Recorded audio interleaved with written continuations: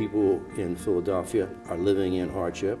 We cannot be deluded by the many cranes that we see in the sky, the many new buildings that are going up, because in the shadows of those buildings, in neighborhoods that most of us never get to visit, there are many people who dramatically need legal assistance, and we are the force that can provide that assistance.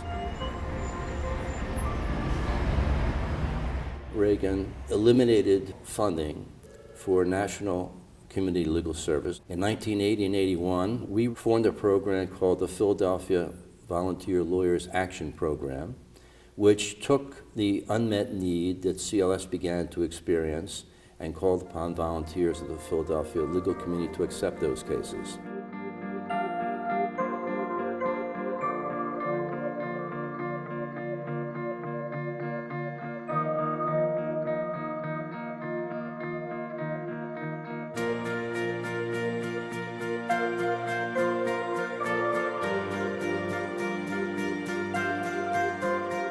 We would like to increase the number of lawyers who provide volunteer services to the community by virtue of the structure and the way that the organization brings in volunteers.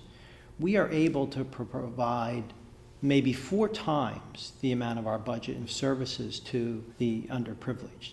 If our budget's $1 million and you add up all the hours that our volunteer attorneys have provided in terms of services to the underprivileged in the Philadelphia community, it might be $4 million in value.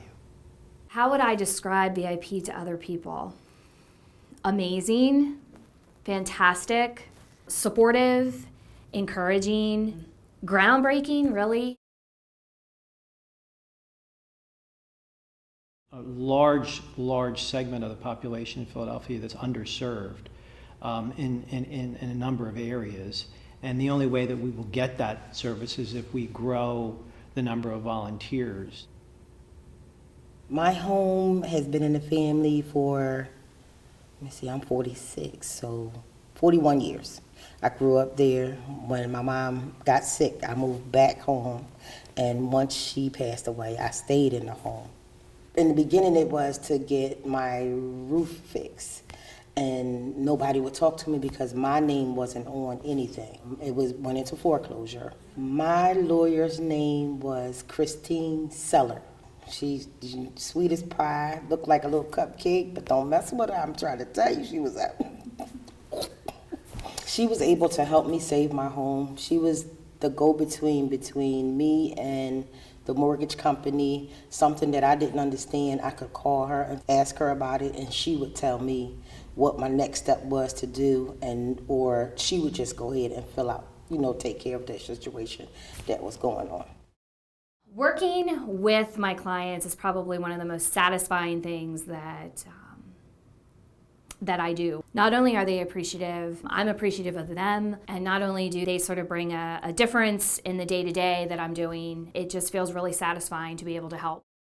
The case is over, the house is mine, roof's still not fixed, but we are happily living there. Sit on the porch like my mom did, let them go play in the park, and we just have a ball. It's joy to have them all there.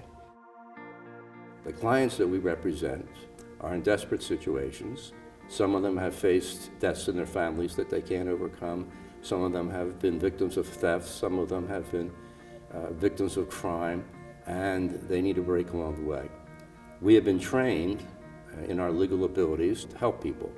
All of us can answer the challenge, answer the call, respond to our blessings by helping those people when they have challenges that are so easy for us to investigate and research and resolve, and to them it's overwhelming. All of us at one time or another throughout life have needed a break, need a friend, need an answer to a problem. I certainly did in my life. So answering the call to me is answering the highest call the profession can make to people, to lawyers, to please give your talents to people who need them, cannot afford them, and otherwise will benefit substantially from them.